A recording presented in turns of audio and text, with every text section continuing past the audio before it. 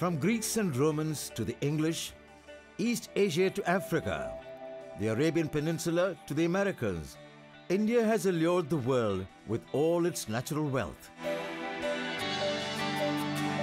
From silk to spices, timber and tea, indigo to ivory, India has been a provider at every stage of human civilization for over 5,000 years.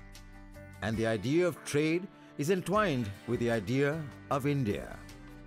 From the ancient spice, silk and incense trade routes to trade in crude oil and containerized cargo, India's maritime history beholds some of the most intriguing tales of wars and voyages, conquests and coalitions, events that have defined our world in the 21st century.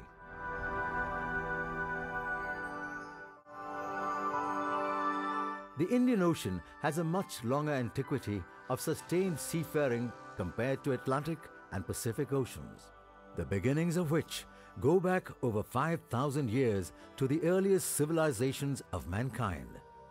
Thriving along the river Indus and its tributaries, the Indus Valley civilization can be traced to the western regions of Indian subcontinent. Coastal trade existed between the mature periods of the Indus Valley and Mesopotamian civilization. The world's first tidal dock at Nautical stands testimony to that. Harappa, Mohenjo-daro, Lothal, Srukotada, Dholavira, Rakhigadi, all these sites are located on trade routes wherein the urban centers have flourished. So the local people supplied things to them, and from there they could export it to various areas. The next phase in India's trade history began when a young king's army swept across the lands of Western Asia. Fought in 326 BC, the Battle of Hydaspes was fought between Alexander and King Porus. Alexander won. The trade between India and the European continent multiplied, and cotton was at the center of commerce for more than 3,000 years. The trade of cotton cloth from India between 350 and 100 BC laid down well-defined land routes connecting important commercial centers to port. The Uttarapatha, Dakshinapatha and the Dwaravati Kamboja were three major internal trade routes which connected the overland trade route running from Eastern Asia to Europe via Persia to the entire coastal belt of India. So Uttarapatha and Dakshinapatha give you the cardinal directions, they do not give you the political systems. So here you've got the sense of the economic unity of the region from the point of view of commerce, and I think that's something that we need to remember more often. As the incense trade route grew as a channel for goods like frankincense, myrrh, pearls and cotton, ports like Surat, Mangrol and Bharuch formed an important part of the trade network connecting the Persian Gulf and Eastern Africa. Even in modern times, the Gulf of Kutch in India's west coast is of great importance to meet our growing energy needs.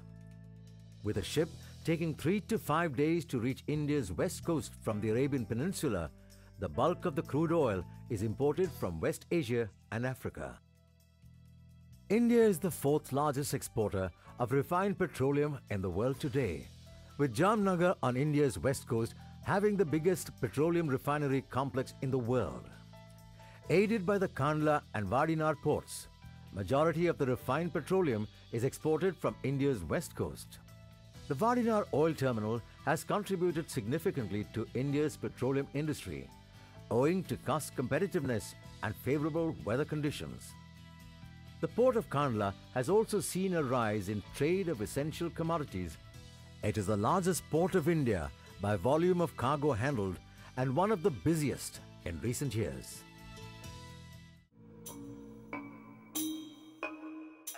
Along the eastern coast, it was the spread of Buddhism that followed the wake of commerce.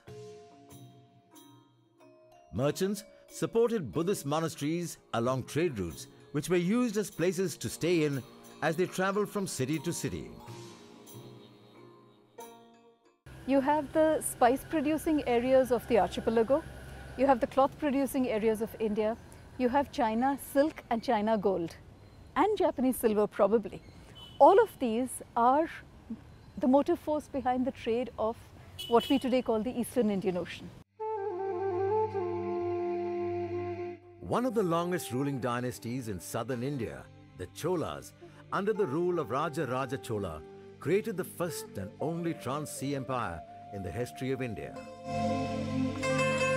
Between the 7th and the 11th century AD, the Chola trade was steered by its trading guilds like the Nanadesis and the Aihole 500. By the end of the 9th century, southern India had developed an extensive trade network with the Sri Vijaya kingdom in Southeast Asia and the Tang dynasty of China. The eastern coast of India also occupies a pivotal position in India's modern maritime commerce, owing to its proximity to the international trade routes across the Indian Ocean. Chennai has emerged as Asia's 4th largest exporter of passenger cars. India's automobile exports have grown consistently, with over 300,000 cars exported annually from the Chennai-Ennore port combined. Indian ports across western and eastern coast today are becoming focal points of convergence for various business interests. Its 13 major ports and 200 minor and intermediate ports serve 90% of trade by volume and 70% by value. Increasing investment and cargo traffic point towards prosperity and a healthy outlook, not only for India, but for all countries in the Indian Ocean region with whom India has had strong historical and civilization ties. The history of trade in the Malabar region of Kerala can be traced to India's most lucrative commodity of export, spices. Romans, for instance, they found in their pursuit to reach Cochin the magic, the secret of the monsoon winds, so that they could come here faster and safer. The Periplus of the Erythraean Sea, a marine guidebook, elucidated the role of monsoon winds in assisting seafaring between the Arabian Peninsula and India's western coast.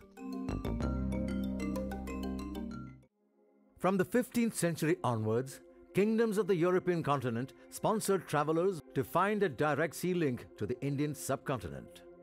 3 Portuguese ships, commanded by Vasco da Gama, left Lisbon in July 1497, rounded the Cape of Good Hope, nervously shadowed the eastern African coast, and crossed the Indian Ocean, eventually anchoring in May 1498 at Kapad near Calicut in Kerala. The Portuguese were followed by the Dutch, French, and to a lesser extent, the Danes. But by the end of the 18th century, the English were to emerge as the prime force in the control of maritime trade between Asia and Europe for the next 200 years. Commerce leads to competition, and competition leads to conflict. The Western powers had to fight amongst themselves in order to control the land and the people. That is how the control of land started, and that is how the empire was eventually built. The beginning of the 19th century saw tea, raw cotton, and opium as the major commodities traded by the East India Company. By the turn of the 20th century, the British had virtually devastated the independent trading economy of India, and India was reduced to being a mere supplier of raw materials, commodities, laborers, and soldiers. The 21st century has ushered a thrust in modern shipping, where ports are piloting the economy. Perched on the precipice of development, India's enormous wealth is in transit upon the seas. Exhibiting the maturity and resolve befitting a responsible democracy, India is now poised to orchestrate a movement for global maritime cooperation. This perhaps will be the lingua franca of India's nautical narratives as it sails into the horizon of a poetic mesh between man, machine, and maritime majesty.